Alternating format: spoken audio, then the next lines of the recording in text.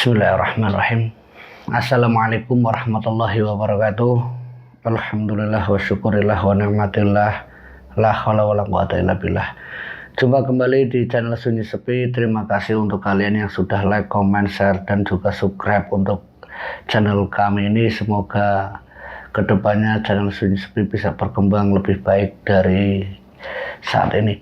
Nah, kali ini saya ingin menceritakan pengalaman salah satu anak pelaku pesugihan yang melihat dan juga menyaksikan orang tuanya itu melakukan ritual di kamar tertentu, yaitu kamar sesaji. Nah, ini pengalaman yang dialami oleh dirinya, sebut saja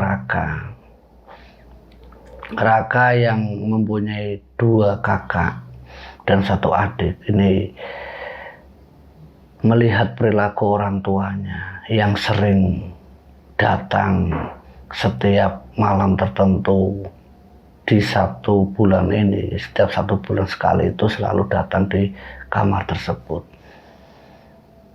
Awalnya si Raka tidak terlalu memperdulikan apa yang dilakukan orang tuanya.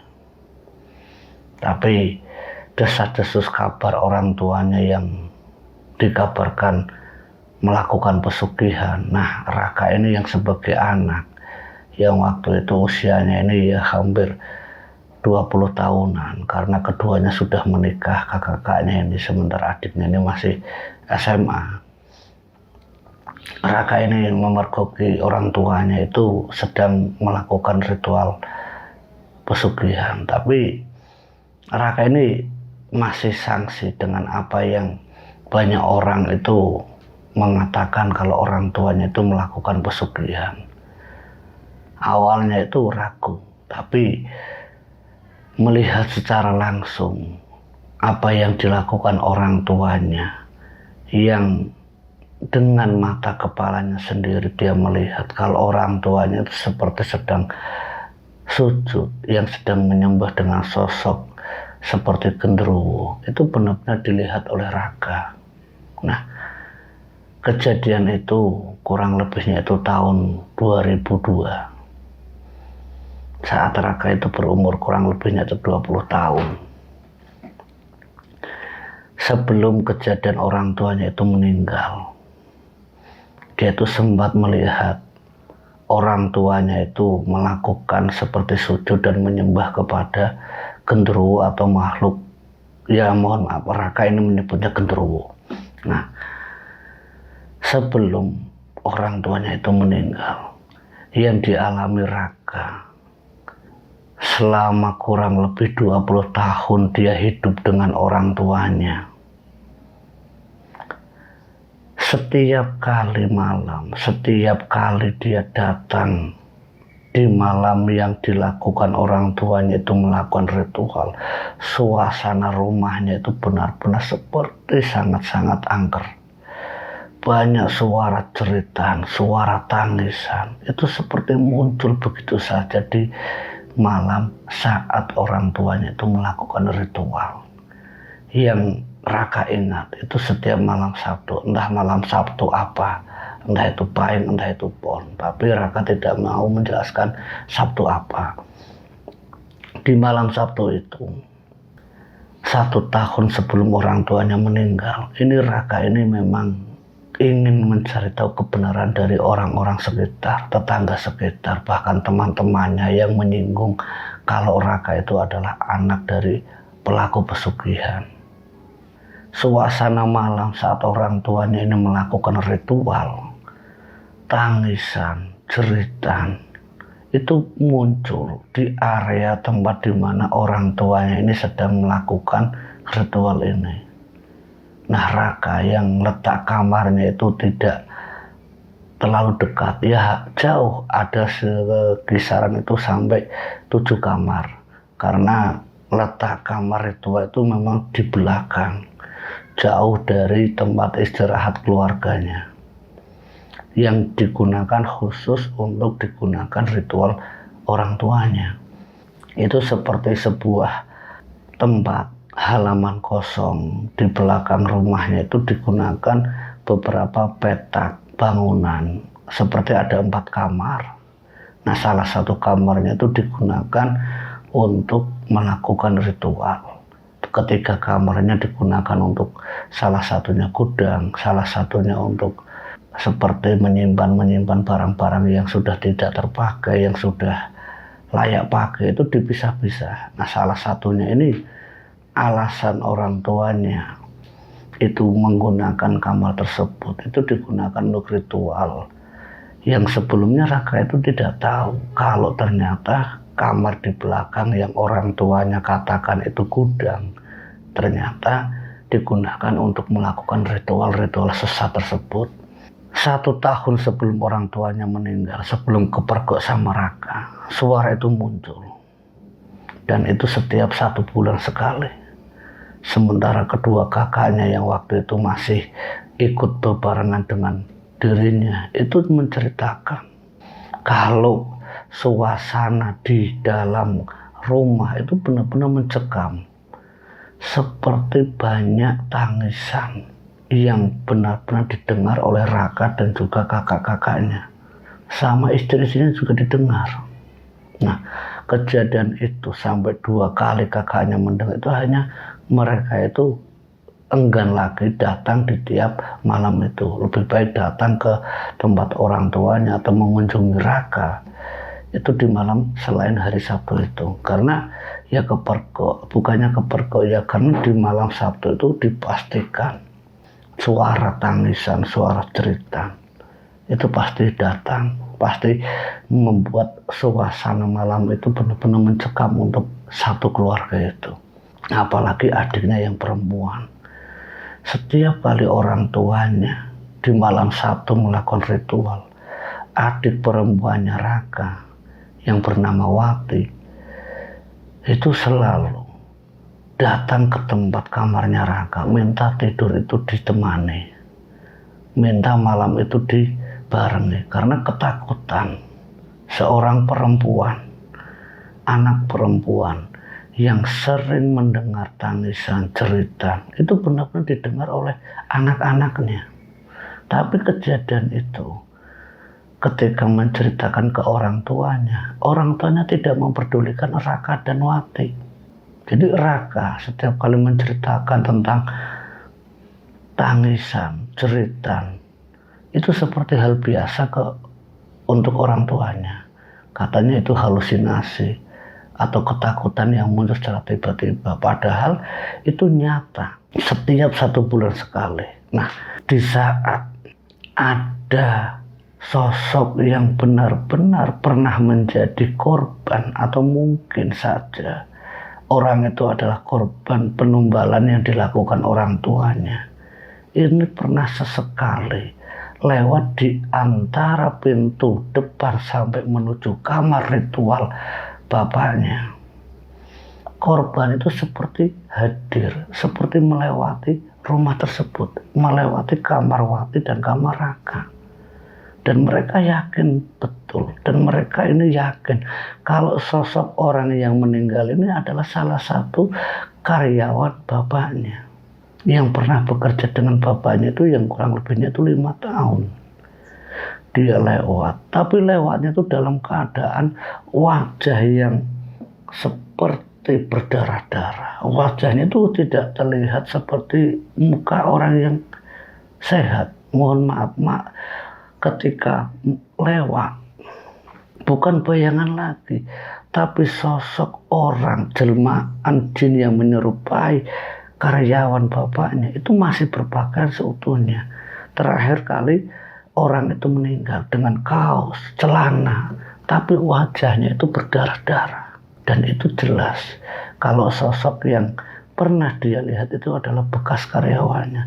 Itu masuk ke kamar di belakang, letaknya yang di belakang itu berjalan.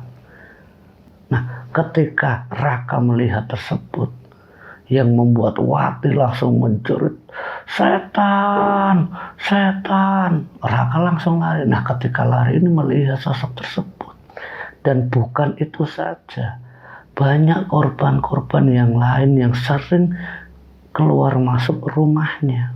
Nah, kecurigaan Raka tentang orang-orang yang dekat dengan orang tuanya yang meninggal dunia, dan meninggalnya pun secara tidak wajar semua. Ada yang meninggal kecelakaan kerja, ada yang meninggal di perjalanan pulang, ada yang meninggal sakit. Itu berbagai macam cara orang-orang itu meninggal. Nah, ini yang membuat Raka itu akhirnya apa? Mencoba mencari tahu kebenaran apa yang sebenarnya dilakukan oleh orang tuanya. Apakah desas-desus kabar orang tuanya melakukan pesugihan itu benar-benar nyata seperti yang diomongkan orang lain. Kalau orang yang pernah meninggal itu mengira dan menuduh orang tuanya itu menjadikan orang itu adalah tumbal. Nah, ketika dituduh seperti itu sebagai anak yaitu Raka, itu tidak terima. Tapi pada kenyataan yang harus dia hadapi, dia alami, orang tuanya benar-benar melakukan ritual-ritual sesat. Nah, itu diketahui setelah beberapa bulan, hampir 1 tahun lamanya Raka mencari tahu kebenarannya dan juga adiknya Wati. Saat malam Sabtu tiba, semua segala alat yang digunakan untuk melakukan ritual seperti belanja kembang, dupa, kemenyan, dan semua alat sesaji itu ternyata dibawa ke kamar belakang. Yang tidak disengaja waktu itu memergoki orang tuanya. Nah, ini ngomong sama Raka, "Kak, itu bapak mau ngapain? Kok bawa kembang banyak sekali, bawa dupa, terus bawa seperti alat untuk membakar, bawa arang juga, itu buat apa?" Nah, Raka yang mendengar apa yang disampaikan adiknya itu Wati, ketika malam Sabtu itu, mungkin malam terakhir dia melihat orang tuanya, genap 1 tahun dia memang ingin tahu apa yang dilakukan oleh orang tuanya ini. Wati yang setiap malam Sabtu di bulan tertentu, di malam tertentu juga. Nah, Wati yang setiap malam Sabtu di bulan ini itu dipastikan akan tidur minta ditemani oleh kakaknya yaitu Raka. Ya, karena di malam tersebut itu dipastikan akan ada suara-suara yang aneh, suara-suara yang sangat menyeramkan. Bahkan yang lebih menyeramkan menurut Wati sama Raka, saat mereka ini hendak mendatangi atau mengintip apa yang dilakukan oleh orang tuanya, suara auman hewan buas itu seperti nyata ada di dekat kamar mereka. Saat berduanya menunggu waktu, kurang lebihnya itu hampir setengah jam, kira-kira jam 1 malam, itu suara auman atau gerangan hewan buas itu benar-benar mereka dengar. Sentakan-sentakan seperti itulah yang membuat keduanya itu sangat ketakutan. Minta tolong sama siapa? Nah, dengan keberanian mereka berdua. Nah, Wati yang di belakang kakaknya Raka mendengar suara tersebut itu langsung memeluk kakaknya. Ketakutannya itu benar-benar membuat dia itu menutup mata, memejamkan mata, memeluk kakaknya itu sangat erat. Ya, karena seakan-akan suara itu benar-benar dekat di samping mereka berdua. Nah, Raka sebisa mungkin dia berdoa, seyakin-yakinnya dia memanjatkan doa sama Sang Pencipta. Suara itu lambat laun itu menghilang. Nah, keadaan ketakutan Wati ini, Raka ini mengajak adiknya, "Dik, ayo kita ke sana, kita tengok apa sih yang sebenarnya Bapak lakukan. Kenapa di setiap malam Sabtu ini kok selalu saja ada suara-suara aneh, suara-suara tangisan seperti orang-orang yang minta pertolongan, jeritan-jeritan kesakitan, itu sebenarnya dari mana?" Karena penasaran mereka berdua, akhirnya mereka mengendap-endap ke tempat di mana 4 kamar yang salah satunya itu digunakan untuk orang tuanya melakukan ritual. Perlahan-lahan tanpa sedikit pun bantuan senter atau lampu, yang memang jarak rumah Raka itu orang tuanya ke tempat 4 kamar ini lumayan jauh, ada kisaran sampai 100 meter. Nah, 100 meter untuk menuju ke tempat tersebut itu keadaannya gelap karena di sekeliling pagar rumah itu sudah di sekelilingi pagar tembok besar tinggi yang tidak mungkin orang lain selain dari keluarga itu yang bisa melihat kamar di belakang tersebut. Sementara di tengah-tengahnya itu kosong, hanya ada pancaran dari langit. Kalau ada sinar bulan ya terlihat, kalau tidak ada ya gelap sekali. Nah, ini keduanya ini jarak 100 meter itu mengendap-endap sampai ke salah satu kamar yang tidak terkunci. Ya karena mungkin biasanya menurut orang tuanya, mungkin perkiraan Raka, tidak mungkin anak-anaknya datang ke sini itu pas kebetulan tidak dikunci, atau mungkin kebetulan atau memang sudah biasanya dilakukan orang tuanya itu tidak mengunci kamar tersebut.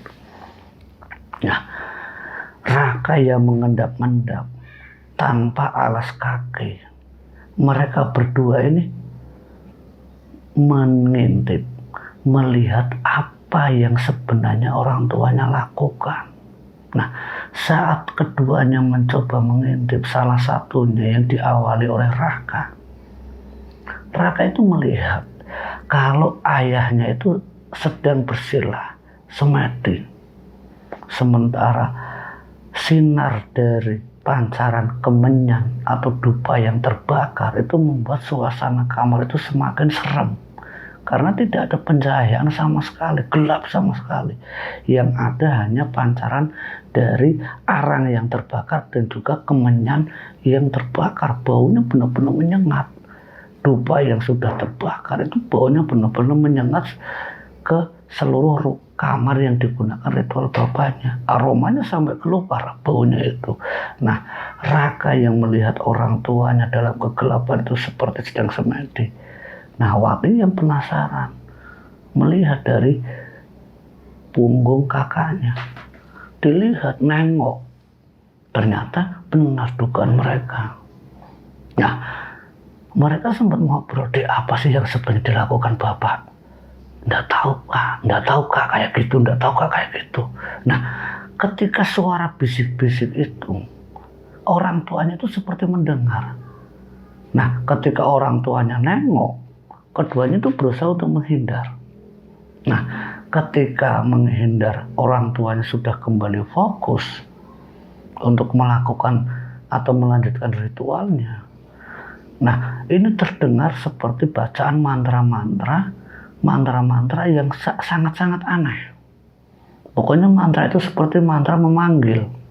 Nah, ketika mantra itu dibacakan terus-menerus berulang-ulang oleh ayahnya atau bapaknya Raka sama Wati ini.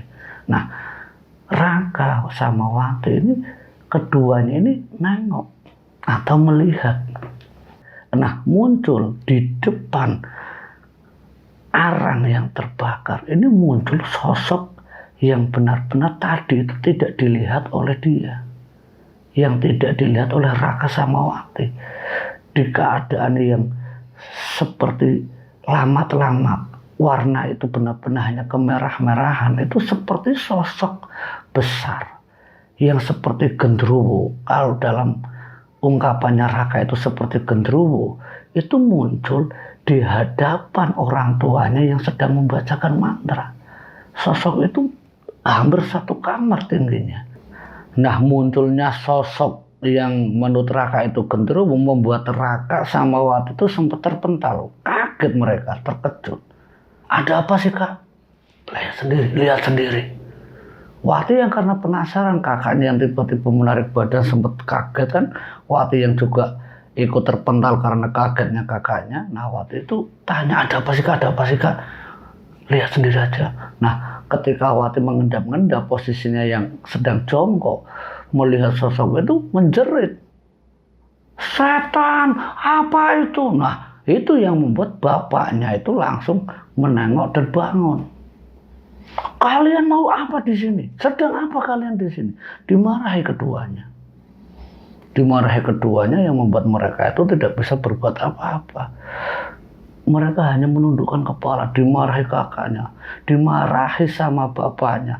Bahkan belas kasih sayang seorang ayah melihat kedua anaknya yang memergoki dirinya itu tidak ada. Ditendang Wati, Raka ditendang juga. Keluar sana, pergi sana, diusir keduanya. Ditendang sampai beberapa kali, sampai Wati ini menangis. Ampun pak, ampun pak, ampun pak. Pergi sana, pergi, jangan ganggu bapakmu. Ditarik sama Raka. Ayo dik, kita keluar dari sini. Keduanya pergi. Wati yang keadaan menangis. Karena apa ya, sakit, ditendang-tendang bapaknya. Sampai beberapa kali. Dibawa sama Raka, diajak sama Raka, diantarkan sampai ke kamar. Nah, di dalam kamar mereka ini saling mengatakan, saling berbicara, saling ngobrol. Kak, sebenarnya apa sih yang dilakukan Bapak? Kamu sakit enggak, Dik? Ya sakit lah, Kak. Ya udah, Dik, jangan nangis. Kakak ingin tahu apa yang sebenarnya terjadi. Kamu tunggu di sini.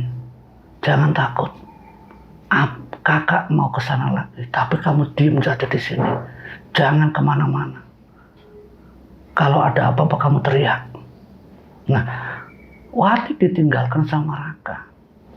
Dia datang sendiri, kurang lebihnya itu hampir setengah jam. Setelah adiknya itu tenang, Wati itu tenang, Raka itu kembali lagi ke tempat orang tuanya yang sedang melakukan ritual. Pintu yang masih terbuka. Dilihat sama Raka, posisi orang tuanya itu sedang sujud di hadapan sosok tersebut. Ketika sedang sujud, emosinya Raka muncul. Bapak sujud sama siapa? Di hadapan sosok genderuwo itu Raka masuk. Masuknya bukan cuma hanya masuk. Dia langsung menendang ayahnya. Dalam keadaan sujud ditendang ayahnya, globak, sampai ayahnya terjungkal. Nah, terjungkalnya ayahnya itu membuat sosok genderuwo itu langsung menghilang begitu saja. Tapi setelah hilangnya sosok tersebut, ternyata kondisi ayahnya yang saat itu sedang posisinya bersujud ditendang Raka. Keadaan itu membuat bapaknya itu tidak bisa terbangun. Posisinya itu seperti keadaan membungkuk. Keadaan membungkuk ayahnya ini ternyata tidak membuat ayah itu terbangun. Sampai Raka ini bingung harus bagaimana. Karena apa? Ditendang orang tuanya tapi tidak teriak, tidak apa, diam saja. Ternyata orang tuanya sudah tidak bernafas lagi. Itu kali terakhir Raka melihat posisi ayahnya yang meninggal dunia.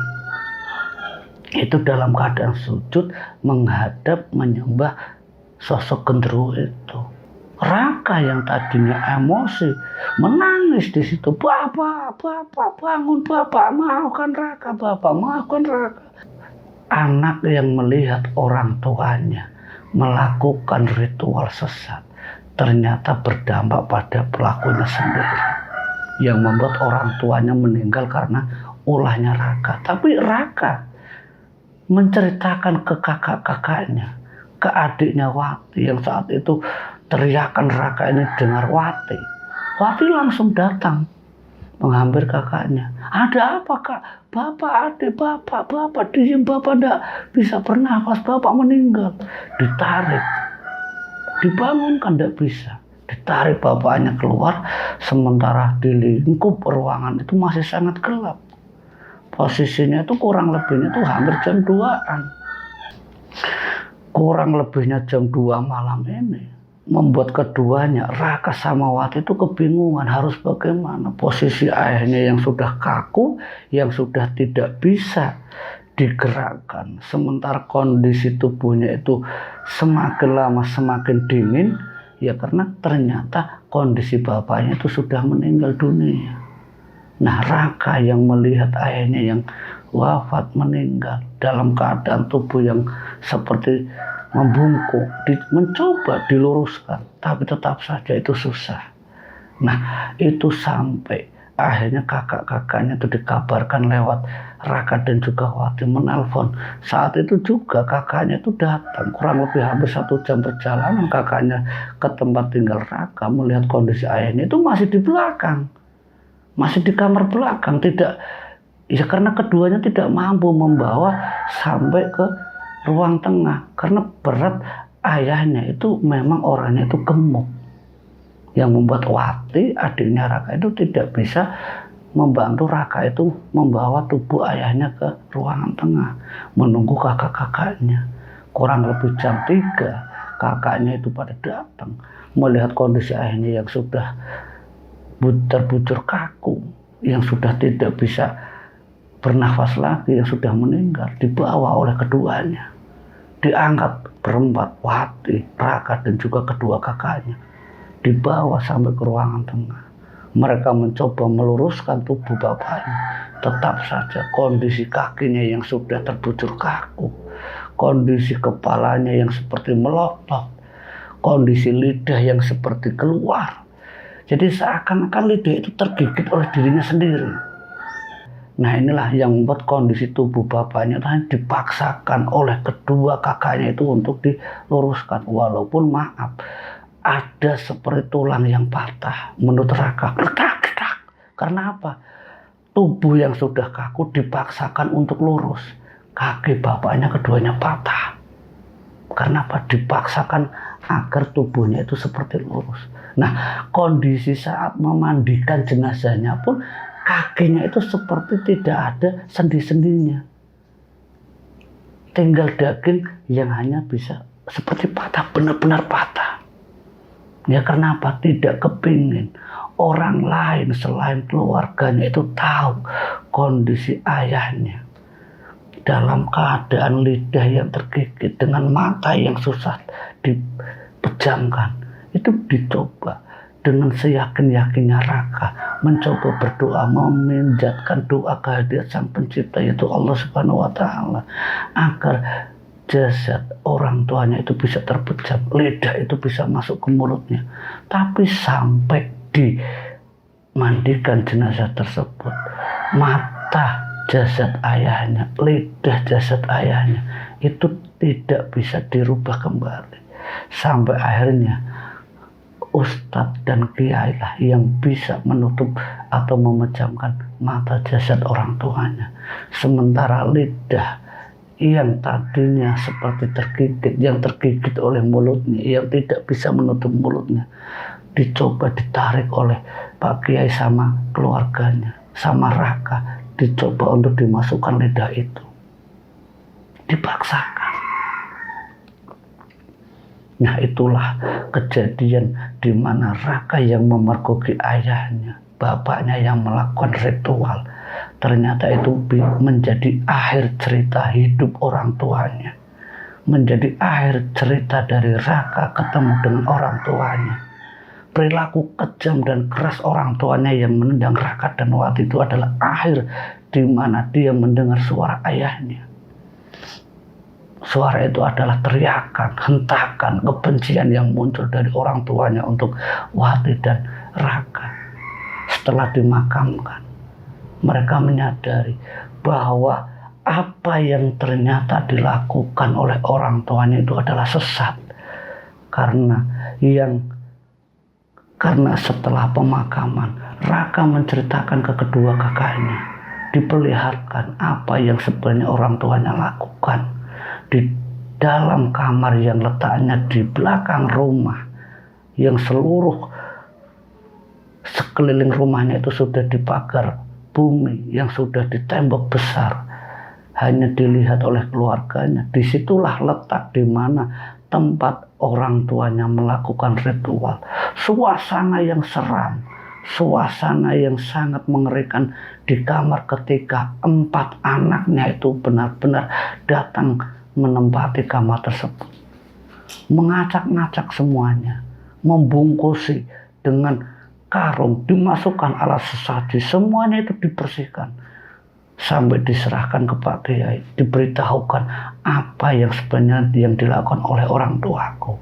Dijawab oleh Pak Kiai, kalau ternyata orang tuanya sudah bersekutu dengan iblis, sudah melakukan perjanjian dengan iblis yang membuat dirinya itu meninggal dalam keadaan menyembah terhadap sesembahannya, yaitu siluman atau iblis yang seperti Raka sebutkan adalah genderuwo.